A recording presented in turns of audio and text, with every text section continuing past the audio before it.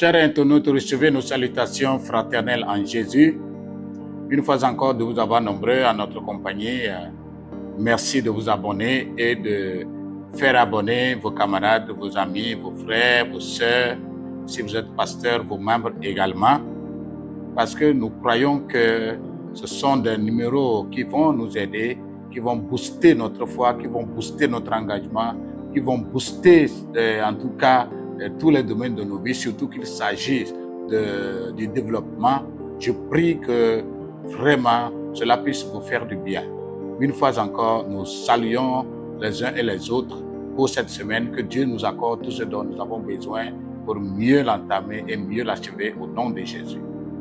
Seigneur, nous voulons bénir ton nom pour la grâce que tu nous donnes ce matin encore de pouvoir nous abonner à ces numéros sur notre page et de parler à quelqu'un, de parler, d'intervenir pour faire en sorte que quelqu'un puisse avoir sa foi rehaussée et son engagement dans la vie sociale soit effectif pour la gloire de ton nom, au nom de Jésus. Amen. Je vais vous amener à lire deux portions de l'Écriture et ces textes, le côté que je vais aborder se trouve dans un de mes livres intitulé à l'école de la fourmi, Horizon 2025, revisé et augmenté. Et vraiment, nous sommes en 2025 et nous prions que ce que nous sommes en train de dire prenne forme dans vos vies. Nous allons lire deux passages concernant le travail et après quoi nous allons donner quelques idées sur ce que Dieu nous attend par rapport au travail. Dans Proverbe 18, le verset 9, il est écrit « Celui qui se relâche dans son travail est frère de celui qui détruit. » Celui qui se lâche ou relâche dans son travail, c'est-à-dire celui qui se montre paresseux, celui qui se montre moins engagé dans le travail est frère de celui qui détruit. Ça, c'est dans Proverbe 18, le verset 9. Un autre texte qui nous intéresse par rapport au travail est Deutéronome 2, verset 7. Deutéronome 2, le verset 7. Là, la parole de Dieu dit « Car l'Éternel, ton Dieu, t'a béni dans tout le travail de tes mains. Il a connu ta marche dans ce grand désert. Voilà 40 ans que l'Éternel, ton Dieu, est avec toi. Tu n'as manqué de rien. » Amen. À travers ces deux textes que nous venons de lire, comme je l'ai dit, vous allez trouver ce livre pour vous qui l'avez. Vous pouvez le lire. Il a un chapitre tout entier par rapport au travail. Et nous aimerions vous amener ce matin à explorer ce que c'est que le travail. Souvent, quand on parle du travail, plusieurs personnes ont des idées diversifiées. En tout cas, de plusieurs de ces idées diversifiées, nous allons parler de deux, mais c'est l'une des idées là qui nous intéresse ici.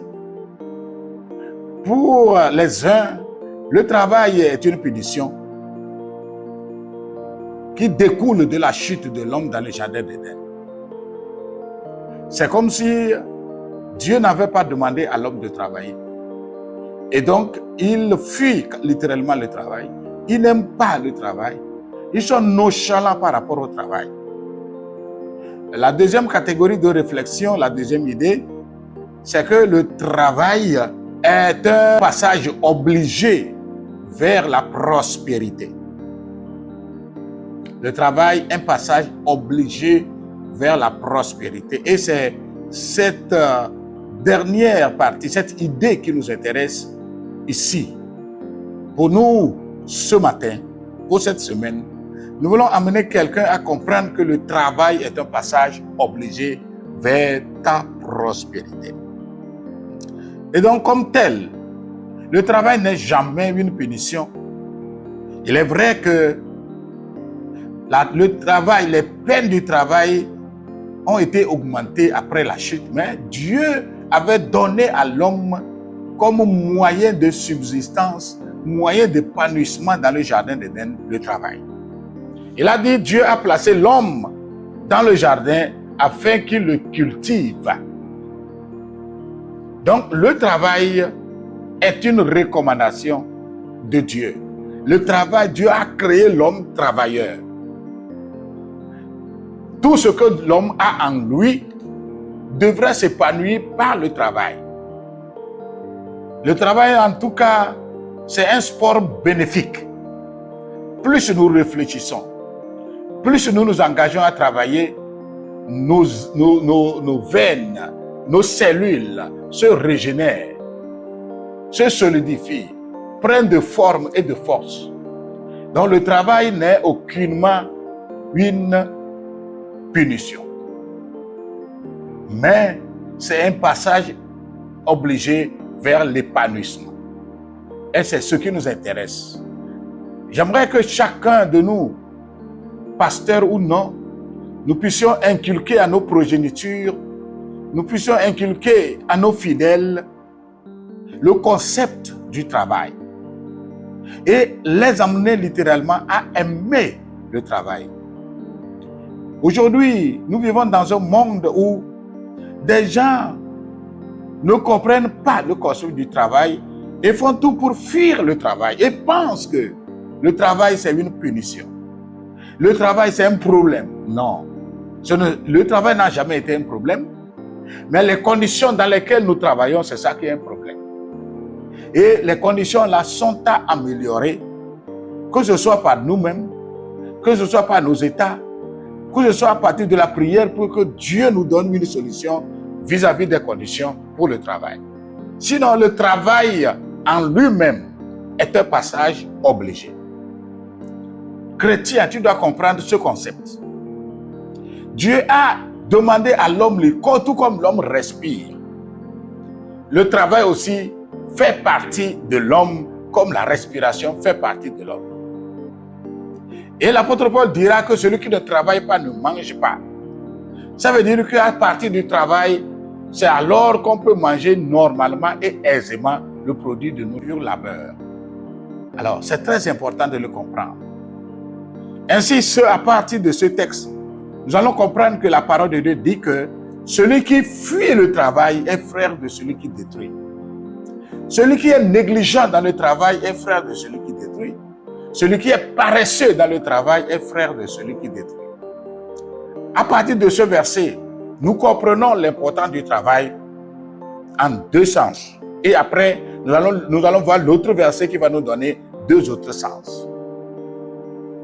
Le premier sens de ce verset de Proverbe est de comprendre que le travail seul nous donne, n'est-ce pas, la crédibilité d'être citoyen. Le travail seul, c'est à partir du travail que nous sommes de bons citoyens. Sinon, nous sommes des destructeurs, si nous ne sommes pas des travailleurs. Comprenez bien cela.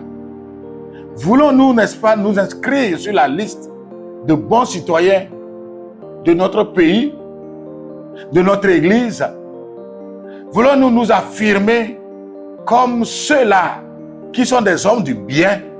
Alors, aimons le travail. Comment travailles-tu et que travailles-tu? Qu'est-ce que tu fais comme travail? Et quels sont les résultats probants de ton travail? Le travail, s'il est à l'homme droit, à l'homme honnête, au bon citoyen, c'est à partir de là que tu as du prix. C'est à partir de là que tu as de l'honneur. C'est à partir du travail que tu as de l'estime.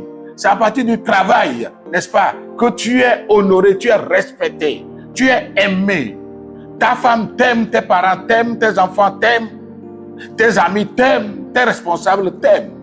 C'est lorsque tu t'engages à travailler. Quel que soit ce que tu as en main pour faire, fais-le bien. Il n'y a pas de sous-métier, comme on le dit. Le travail, ce n'est pas le type de travail, mais le comment du travail, c'est ça qui importe. Qu'est-ce que tu es en train de faire actuellement et comment le fais-tu? Tu dois répondre à cette question. Que fais-tu? Pourquoi tu le fais? Et comment tu le fais? Pour quel résultat? Alors tu es demandé à revoir ta manière de travailler. Je ne dis pas dans un premier sens de revoir ton travail, mais la manière dont tu fais ce travail. Parce que ce que tu es en train de faire actuellement, quelqu'un l'a fait, il est devenu un cadre. Quelqu'un l'a fait et il est devenu une bonne personne. J'ai à l'image une personne qui était un chauffeur et à l'époque, il n'avait même pas une voiture qui lui est propre. Mais il prenait la main à certains chauffeurs. Et un jour, il est tombé sur des personnes expatriées. Maintenant, la manière dont ce jeune homme les avait conduits, les avait aidés, était très engagé par rapport au travail. Cela a capté leur attention. Et en quittant le pays, ils lui ont demandé de lui donner son numéro, et c'est ce qu'il a fait. Et quand ils sont partis, ils ont échangé avec lui pour dire que vraiment il est honnête.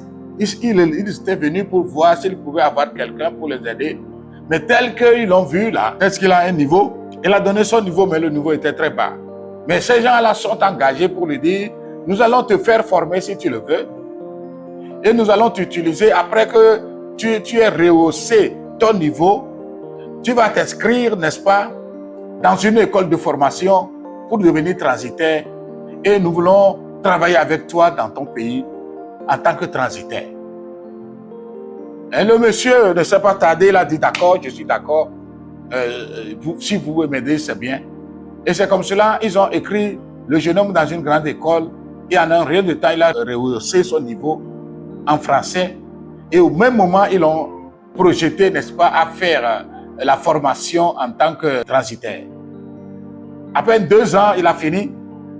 Il a eu son papier et quand il leur a envoyé le papier, ils ont tout fait pour qu'ils puissent l'engager comme transitaire exclusif par rapport à leur service. Le gars est devenu millionnaire, multimillionnaire, pour ne pas dire milliardaire dans son pays. L'engagement au travail paye. Si nous ne sommes pas très engagés pour le travail, eh bien nous sommes frères de celui qui détruit. La deuxième idée ou le deuxième concept par rapport à cette pensée de celui-là qui néglige le travail est frère de celui qui détruit, c'est que sans l'engagement parfait au travail, tu ne vas jamais changer ton statut. Sans l'engagement parfait dans ton travail, ton statut ne sera jamais changé. L'histoire, n'est-ce pas, de Joseph en Égypte nous en dit long. La parole de Dieu nous dit que Joseph est acheté comme esclave par Potiphar et il l'a engagé à son service. La parole de Dieu nous dit que Dieu bénissait tout ce que Joseph entreprenait. Donc Joseph était un entrepreneur quand bien même il avait le statut d'esclave. Comprenez bien. Il était entrepreneur quand bien même il avait le statut d'esclave. Il n'était pas simple employé. La Bible dit que tout ce qu'il entreprenait, ça veut dire qu'on lui confie les tâches, mais il entreprend littéralement pour faire au-delà de ce que son patron lui demandait. Et c'est comme cela, tout lui réussissait. Lorsque la femme de Potiphar a voulu s'amuser avec lui, il a dû refuser. Et cela l'a coûté la prison. Dans la prison, il ne s'est pas apitoyé, mais il s'est engagé dans son travail pour aider ses frères. La parole de Dieu nous dit que finalement, le gardien de la prison avait remis tous les prisonniers entre les mains de Joseph. Il s'est engagé littéralement. Et c'est dans ce sens qu'il a pu expliquer le songe à les chansons et aux panetiers. Et tous ces 2 songes se sont accomplis. Et alors, les chansons a été remis à ses fonctions. Et quand était venu, n'est-ce pas, le songe de Pharaon qui n'a pas trouvé d'issue, eh bien, il s'est souvenu. Les chansons s'est souvenu de Joseph en Égypte, qu'on est allé chercher. Et finalement, il est devenu le premier ministre de l'Égypte. Sans ton engagement, ton statut ne sera pas changé. Si donc Joseph ne s'était pas engagé, il s'est apitoyé, et il a commencé à vivre comme bon le semblait, parce qu'en tout cas il est esclave, il n'aurait pas son statut changé. Voilà, celui-là qui est négligent dans le travail est frère de celui qui détruit. Voilà les deux idées qui nous dégagent de ce verset. Maintenant, quand nous revenons au deuxième verset, qui nous amène à comprendre que l'Éternel bénira tout ce qui est dans nos mains, il donnait l'exemple, n'est-ce pas, des Juifs qui ont quitté l'Égypte pour Canaan et ils ont fait 40 ans dans le désert et qu'ils n'ont manqué de rien. Ceci nous amène à comprendre que l'adorateur, l'enfant de Dieu est déjà béni. Ce que nous sommes en train de faire, de dire, nous ne le disons pas comme étant des chercheurs misérables. J'aimerais que vous nous compreniez bien. Mais nous disons que l'enfant de Dieu est déjà béni. Une fois béni, il faut transformer ta bénédiction en prospérité, d'où l'importance du travail. Tout le monde est un béni. Une fois que tu acceptes Jésus comme Seigneur et Sauveur, tu es écrit sur la liste des bénis. Mais attention, bénédiction ne veut pas dire prospérité. La bénédiction nous vient de Dieu. La prospérité s'acquiert par le dur labeur combiné à la bénédiction reçue. Eh bien, tout change dans ta vie. C'est le travail qui marque la différence. S'il pleut, il pleut pour tout le monde. Maintenant, la différence est que celui-là, après la pluie qui commence à travailler, à semer, c'est lui qui va récolter. Exactement. Vous êtes dans une église, vous êtes des adorateurs, vous êtes des pasteurs, sortis de la même école de formation. Vous avez le même diplôme, vous avez le même grade. La différence, c'est le travail. Dieu vous a tous bénis. Mais la différence, c'est le travail. La manière dont tu t'engages à travailler, c'est ça qui marquera ta différence. Vous pouvez être dans une même ville. Vous pouvez être même dans une même église. La différence, c'est l'engagement au travail. Vous comprenez, celui-là qui comprend cela que en Dieu, je suis béni, nous sommes tous sortis de l'Égypte. Maintenant, il faut arriver à Canaan. Et vous le savez bien que tous ceux qui sont sortis de l'Égypte ne sont pas tous arrivés à Canaan. Seuls Josué et Caleb et leurs descendants. Les autres, ils sont morts au désert et c'est leurs enfants seuls qui ont hérité Canaan. Pourquoi? Parce que sur le chemin, ils n'ont pas su travailler leur bénédiction. C'est important de comprendre cela, que nous sommes tous bénis, mais le travail seul est une différence entre celui qui est béni et celui qui a transformé sa bénédiction en prospérité. C'est très important de comprendre cela. Et lorsque nous comprenons que ce n'est pas le travail que je serai prospère, mon frère, ne sois pas nonchalant. Et la dernière pensée que nous voulons partager avec vous par rapport à la bénédiction de Dieu pour tout le monde, c'est que quel que soit le sol sur lequel tu te trouves, Dieu a promis de te rendre prospère à partir de ta foi et à partir de ton engagement. Nous sommes tous bénis et il faut travailler. Notre sol aussi est béni, quel que soit ce qui va se passer. Maintenant, le problème, ce sont les conditions à travailler. C'est les conditions-là pour lesquelles nous sommes appelés maintenant à combiner nos efforts entre le travail, la prière, le sérieux, la fidélité et que sais-je encore. Vous nous comprenez? Donc, vous êtes appelés à comprendre que le travail est un passage obligé vers ta prospérité. Et tu dois comprendre que sans le travail, ton statut ne sera jamais changé. Sans le travail, tu ne seras pas respecté ni honoré. Et tu dois comprendre que nous tous, nous sommes des bénis. Il nous faut transformer nos bénédictions en prospérité et enfin comprendre que tout le lieu, tous nos lieux, tous nos sols sont bénis et il nous faut à coup sûr nous lever, nous engager pour transformer toutes ces bénédictions en prospérité. Dieu vous bénisse. Nous avons parlé, n'est-ce pas, du travail comme passage obligé vers notre prospérité. Que Dieu nous amène à nous lancer effectivement dans ce concept du travail pour être béni. Shalom. Dieu vous bénisse. Grand Dieu, je voulais bénir ton nom pour la vie de ton serviteur, ta servante. Il nous a écoutés. Nous prions que ta grâce continue de lui faire abondamment ce dont il a besoin pour le transformer littéralement. Et que très bientôt des témoignages viennent, qu'à partir de ces messages, des vies ont été renouvelées, des vies ont été changées. Que ton nom soit loué. Shalom et à la prochaine.